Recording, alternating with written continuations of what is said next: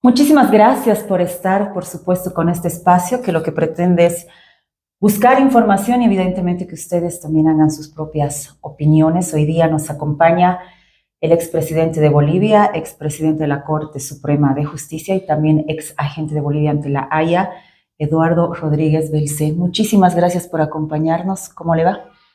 Un gusto, Claudia, compartir contigo hoy. Bueno, usted está viviendo aquí en La Paz, doctor. Sí, desde mi retorno de Europa estoy ya hace varios años en La Paz. En La Paz, una ciudad caótica, fría, pero sin embargo con este tema de las instituciones, yo creo que es una de las ciudades más interesantes, ¿no?, de Bolivia. Absolutamente, yo tengo gran aprecio por La Paz, por su gente y por lo que ofrece a quien vive aquí en La Hollada. Bueno, doctor, usted considero que debe ser uno de los personajes más buscados en estos días y también está en boga hablar un poco de su situación en el ámbito político y nos ha ratificado varias veces, también me lo ha ratificado a mí. Usted ya no va a participar dentro de la política en el ámbito electoral, no está interesado en propuestas electorales. No, yo lo he afirmado varias veces y hace mucho tiempo que no participo como candidato porque nunca he hecho política partidaria, no tengo una militancia.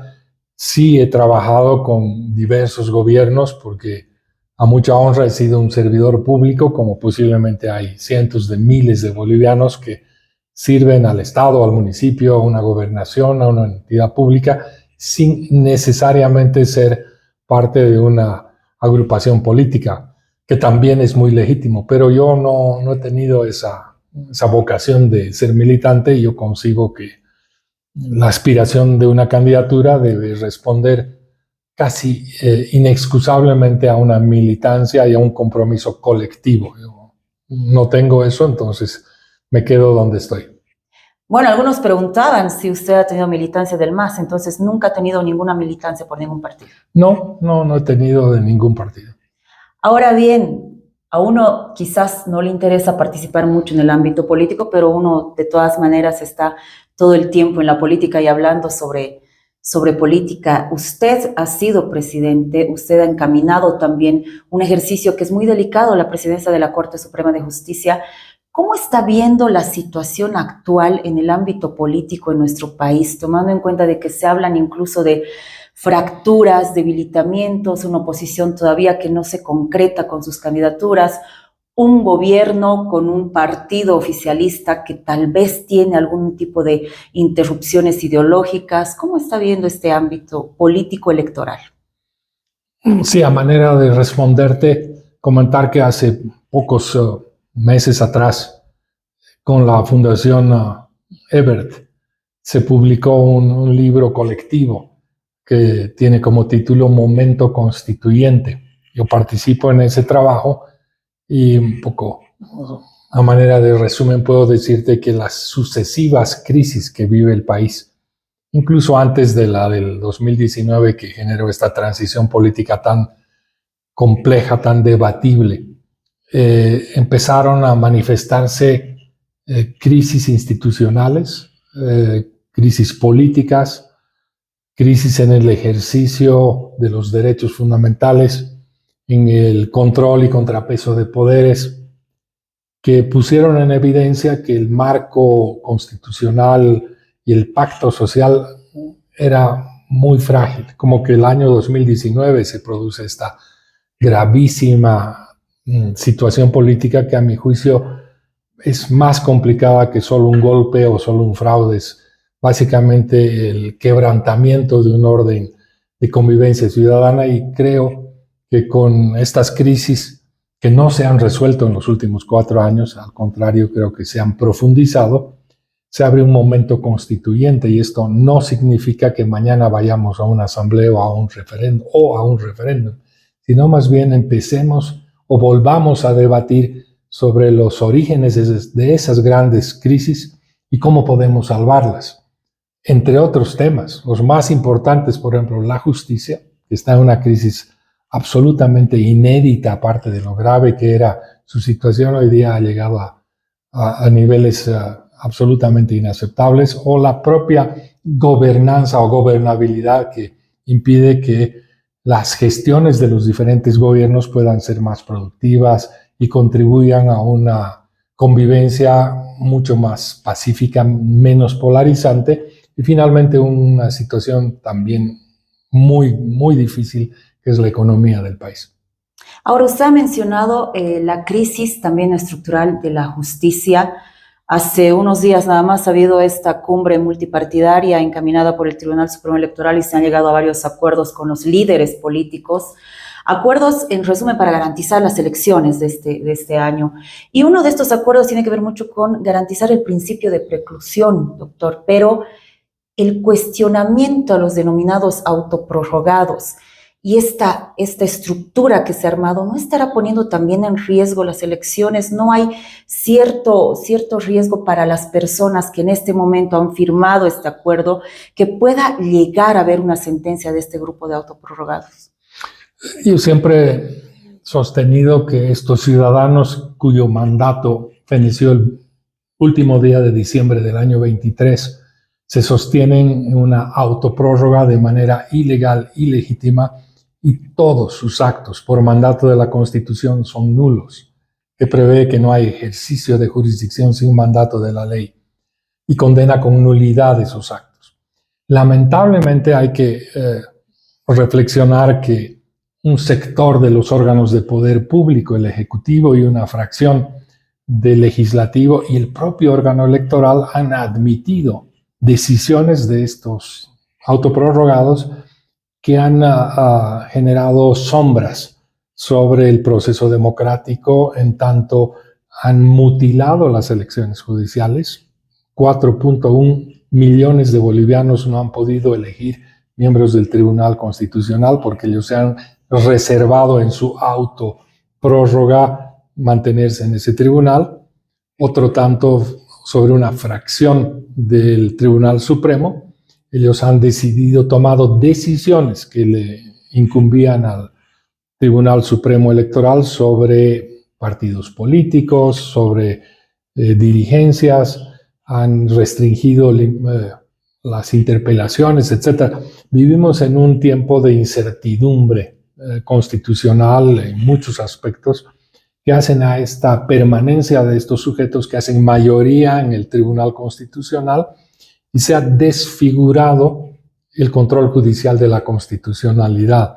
Este es un aspecto que debería reflexionarse con miras a la inmediata asunción de un nuevo gobierno, cual sea, porque no puede seguir este orden de que existan 4 o 5 ciudadanos que estén por encima del poder constituyente de los bolivianos, del órgano legislativo, y que a título de esta desfiguración del control de la constitucionalidad en un muy mal diseño del control o del Tribunal Constitucional, sean quienes decidan qué es lo que se debe y cómo se debe leer la Constitución.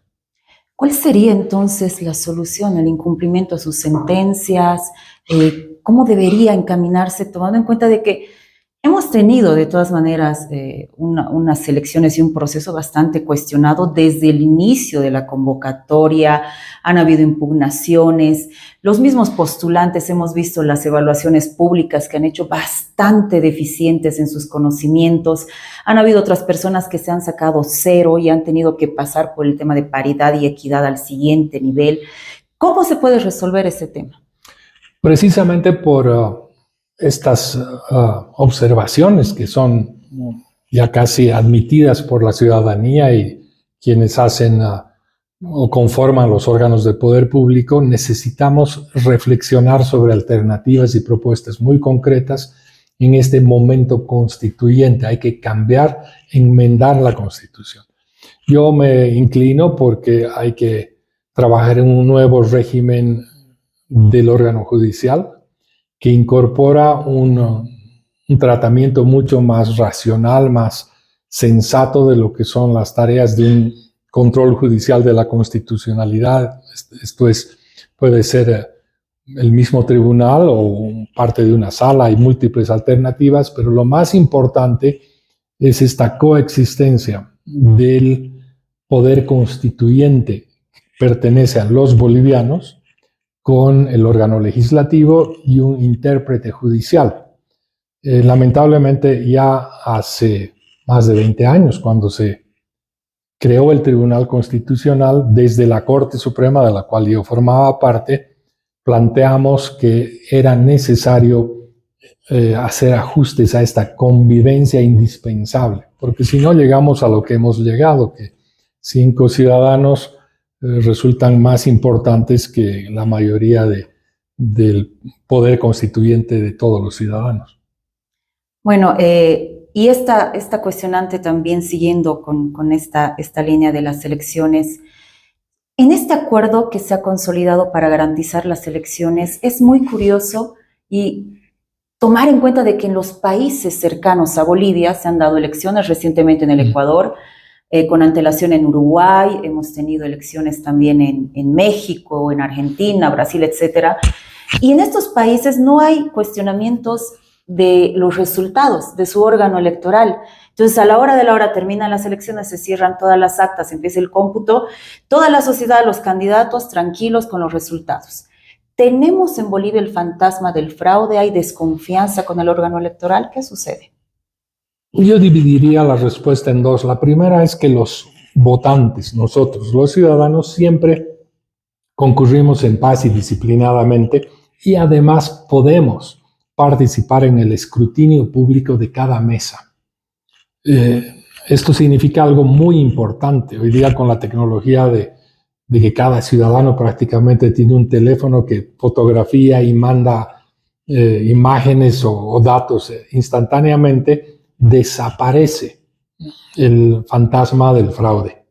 Lo importante es contar con un órgano electoral que procese con celeridad, transparencia e integridad cada una de esas votaciones en cada mesa. Yo creo que eso es posible y el fantasma del padrón o del fraude está muy disminuido con esa posibilidad de participación ciudadana. Lo que a mí me parece que debería revisarse es que los integrantes del Tribunal Supremo Electoral que suceden a las antiguas cortes electorales tengan mayor agilidad en ciertas decisiones, definitivamente no se sometan a decisiones de una sala del Tribunal Constitucional y otras experiencias que en el próximo pasado o en el reciente pasado reflejan un nivel de debilidad institucional. Yo creo que ellos podrían ser mucho más proactivos, son el último eslabón de confianza para ejercer democracia y creo que es importante que en estos próximos procesos haya mayor integridad y mayor agilidad. No creo que sean necesarias estas leyes que reclaman y por las cuales han generado este blindaje. El principio de preclusión existe, no es necesario reiterarlo. Los recursos financieros para conducir las elecciones existen. Yo me he pronunciado públicamente que me parece irregular, por decir algo, que se cambie el objeto de un crédito que va para el COVID y consecuencias sanitarias para cubrir contingencias de voto en el exterior cuando, y en esto también me he permitido sugerir, el gobierno podría reprogramar el uso de millones de bolivianos que usa para la propaganda estatal o del gobierno. En fin, yo creo que se necesita un poquito más de voluntad política y sentido de agilidad en las gestiones, pero de otra manera el tema es como un callejón sin salida. Elecciones sí hay que hacerlas, hay que tener un escrutinio público mucho más ágil, más íntegro, más transparente, evitar apagones de luz y si es posible conducir un conteo rápido y que no haya tanto debate político partidario en torno a situaciones que están zanjadas. Yo creo que más que blindaje se necesita propósitos y compromisos.